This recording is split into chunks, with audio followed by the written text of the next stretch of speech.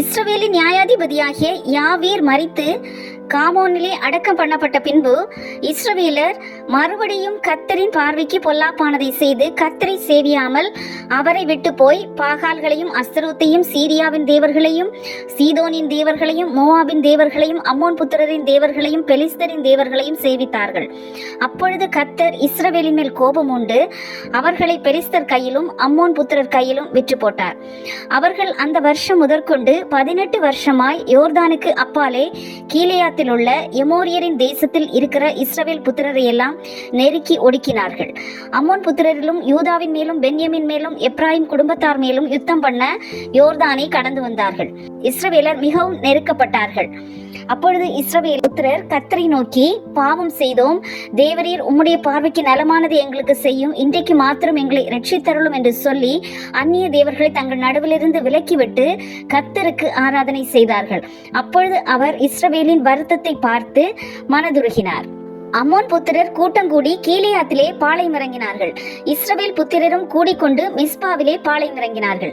அப்பொழுது கீலேயாத்தின் ஜனங்களும் பிரபுக்களும் ஒருவரையொருவர் நோக்கி, அம்மோன் புத்திரர் மேல் முந்தி யுத்தம் பண்ண போகிற மனுஷன் யார்? அவனே கீலேயாத்தின் குடிகளுக்கெல்லாம் தலைவனாயிருப்பான் என்றார்கள். கீலேயாத்தியனான எப்தா பலத்த பராக்கிரமசாலியாயிருந்தான். அவன் பரஸ்திரியின் குமாரன் எண்ணப்பட்டதால் அவனை அவன் சகோதரர்கள் ஏற்றுக்கொள்ளவில்லை. அவர்கள் அவனை துரத்தி விட்டார்கள். எப்தா தன் சகோதரரை விட்டு ஓடிப்போய் தோப் தேசத்திலே குடியிருந்தான்.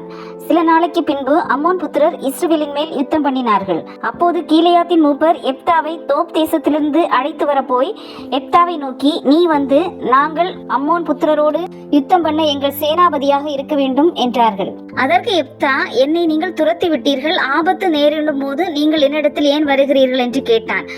அதற்கு அவர்கள் ஒப்பந்தம் பண்ணி இவனை தலைவராக வைத்தார்கள். அப்பொழுது எப்தா கீலேயாத்தின் மூப்பரோட கூட போனான். ஜனங்கள் அவனை தங்கள் மேல் தலைவரும் சேனாபதியுமாக வைத்தார்கள். எப்தா தன் காரியங்களை எல்லாம் மிஸ்பாவிலே கர்த்தருடைய சன்னதியில் சொன்னான். அப்பொழுது கர்த்தருடைய ஆவி எப்தாவின் மேல் இறங்கினார். எப்தா கர்த்தருக்கு ஒரு பொருத்தனையை பண்ணி, தேவரீர் அம்மோன் புத்திரரை என் கையில் ஒப்பு கொடுத்தால் நான் அம்மோன் புத்திரரிடத்திலிருந்து சமாதானத்தோட திரும்பி வரும்போது என் வீட்டு வாசற்படியிலிருந்து எனக்கு எதிர்கொண்டு வருவது எதுவோ அது கர்த்தருக்கு உரியதாகும், அதை சர்வாங்க தகன பலியாக செலுத்துவேன் என்றான். எப்தா அம்மோன் புத்திரர் மேல் யுத்தம் பண்ண அவர்களுக்கு விரோதமாய் புறப்பட்டு போனான். கர்த்தர் அவர்களை அவன் கையில் ஒப்பு கொடுத்தார்.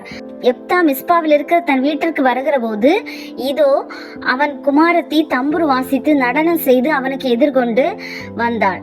அவள் அவனுக்கு ஒரே பிள்ளையானவள். அவன் அவளை கண்டவுடனே தன் வஸ்திரங்களை கிழித்து கொண்டு, ஐயோ என் மகளே, என்னை மிகவும் மனமடியவும் கலங்கவும் பண்ணுகிறாய்.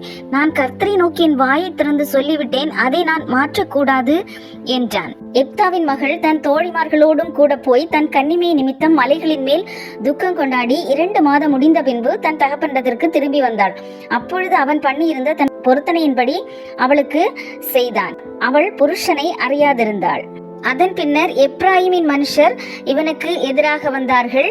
கீலேயாத்தியர் எப்ராயிமிற்கு முந்தி யோர்தானின் துறைகளை பிடித்தார்கள். அக்காலத்திலே எப்ராயிமில் 42,000 பேர் விழுந்தார்கள். எப்தா இஸ்ரவேலை 6 வருஷம் நியாயம் விசாரித்தான். பின்பு கீலேயாத்தியனான எப்தா மரித்து கீலேயாத்தில் உள்ள ஒரு பட்டணத்தில் அடக்கம் பண்ணப்பட்டான்.